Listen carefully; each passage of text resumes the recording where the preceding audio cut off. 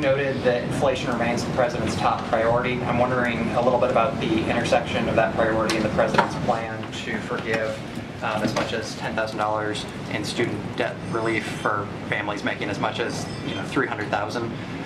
Some analysis says that this would cost taxpayers as much as $250 billion, and of course that money's not going to be dumped into the economy all at once. But I'm curious how you see this affecting consumer spending, because presumably some of these folks, rather than servicing their loans, might go buy a new phone or decide to buy that car or go on the vacation. So are you confident that that student debt relief program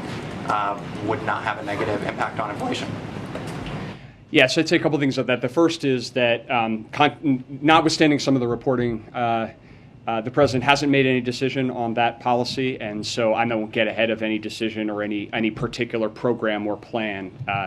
that has been speculated about. Broadly speaking, if you look at those who hold student debt,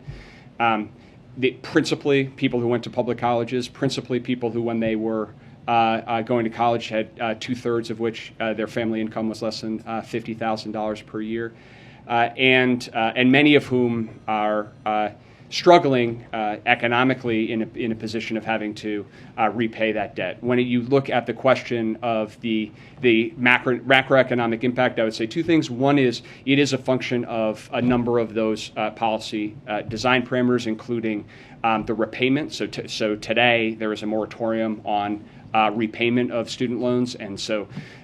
the resumption of payments would interact with any potential debt cancellation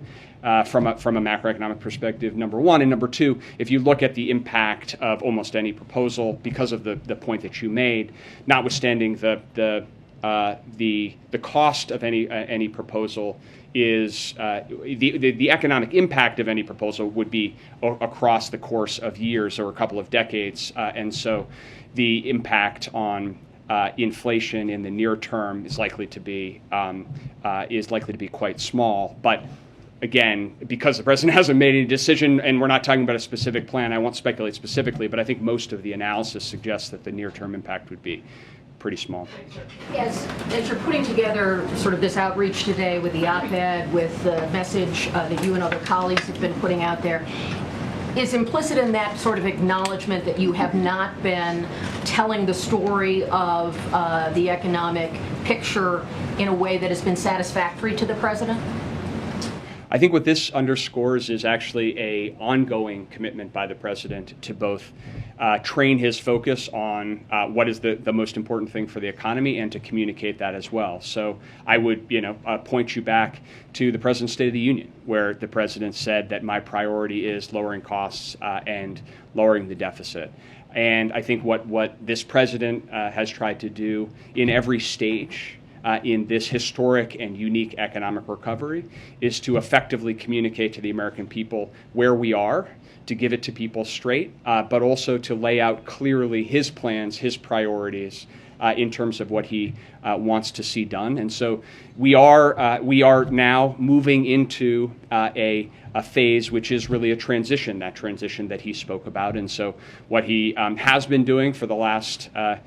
couple of weeks, what he will continue to do is try to help make sure that we're communicating clearly to the American people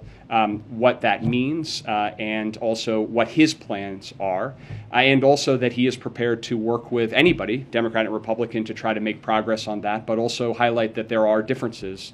between his approach and others, and that's important for the American people to understand as well. What is the expectation today as you advise the president, or his expectation about how long prices will be at these high levels, 40-year levels, how long inflation will be here? Well, there is uncertainty, and I will leave the predictions to forecasters. I think you and others have seen most major forecasters out there and their projections, most projecting that we will see moderation in inflation over the course of the year. What I can say and is important with respect to, for example, the op-ed that the president wrote today, is that the president has a clear approach and priorities with respect to tackling inflation. And the more progress that we can make on that plan,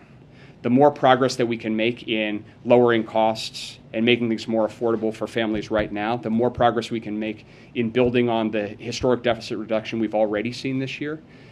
then the better off we'll be, the better positioned we'll be to actually see that moderation happen more quickly. So that's our focus. Our focus when we're thinking about policy, particularly fiscal policy, is how can we make more progress on that front, understanding that there are a lot of predictions out there.